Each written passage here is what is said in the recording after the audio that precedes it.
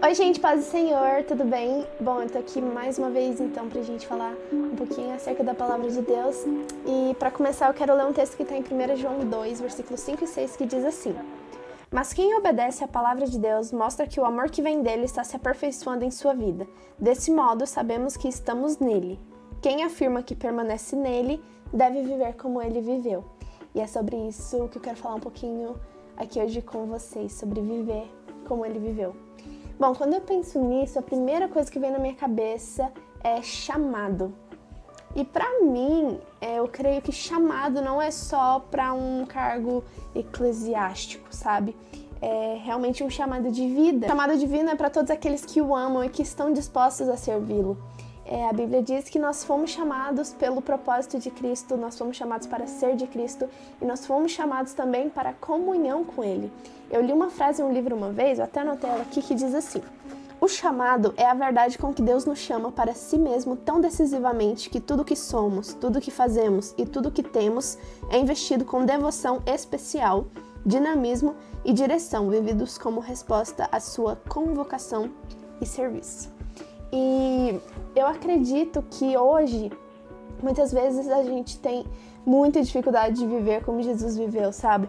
Nos tempos de Jesus, isso era completamente físico, né? Era um convívio físico, era estar onde Jesus estava, comer o que ele comia, beber o que ele bebia, correr os mesmos riscos que ele, andar com ele, viver as mesmas maravilhas que ele estava vivendo. E nos dias atuais isso é muito comportamental, mas nós temos que sempre ter em mente, crendo que Jesus está do nosso lado em todos os momentos. Então, a cada momento do nosso dia a gente tomar decisões que ele tomaria, agindo como ele agiria, certo? Realmente carregando a nossa cruz todos os dias, crendo que ele está aqui conosco. E quando se fala sobre carregar a nossa cruz, eu acredito que para isso nós temos que estar muito dispostos a ter um estilo de vida realmente, muitas vezes imprevisível, para fazer tudo aquilo que Deus quer que nós façamos.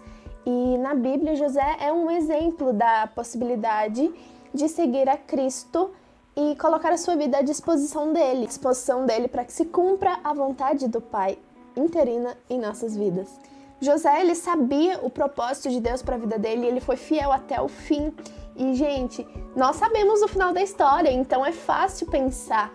Mas para José, a única coisa que ele tinha quando ele estava naquela fossa que ele foi jogado, ou na prisão, era os sonhos que ele tinha tido e a esperança no Deus que ele servia.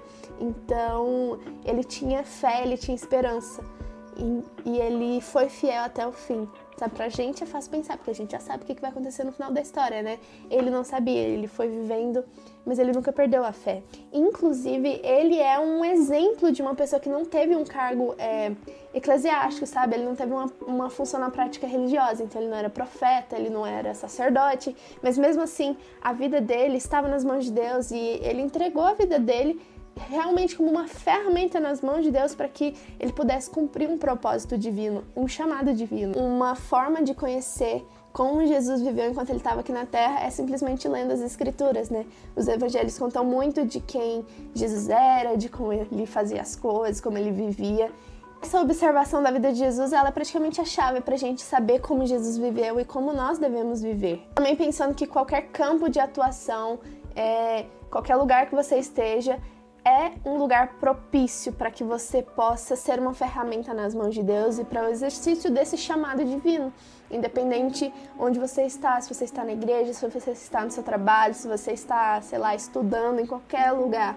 A nossa vida, ela deve ser um verdadeiro testemunho daquilo que nós cremos. Nós não devemos viver uma vida cristã apenas ouvindo falar, né? Já falei sobre isso aqui com vocês. Nós devemos realmente viver aquilo que nós cremos para que a gente possa testemunhar por onde quer que a gente passe quem Deus é. E outra coisa também é que tudo que Jesus ensinou, ele viveu. Ele realmente é o verbo que se fez carne aqui. E Jesus, ele exige de nós, seus servos, tudo aquilo que ele viveu intensamente enquanto ele estava aqui como homem. Então eu listei apenas 3 coisinhas, mas com certeza tem muitas outras coisas, né?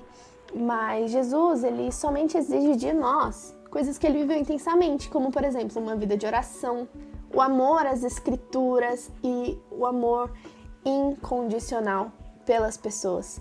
Então, Jesus, ele realmente é o nosso exemplo que nós devemos seguir. E para nós vivermos como ele viveu, nós temos que conhecer a ele para saber o que é que a gente tem que fazer, como a gente tem que viver. E voltando aqui a esse versículo que eu li com vocês no começo, que diz que quem obedece à palavra de Deus mostra que o amor que vem dele está se aperfeiçoando em sua vida. Desse modo, sabemos que estamos nele. E quem afirma que pertence nele deve viver como ele viveu. Ou seja, é muito mais do que falar, é muito mais do que palavras, é muito mais do que falar.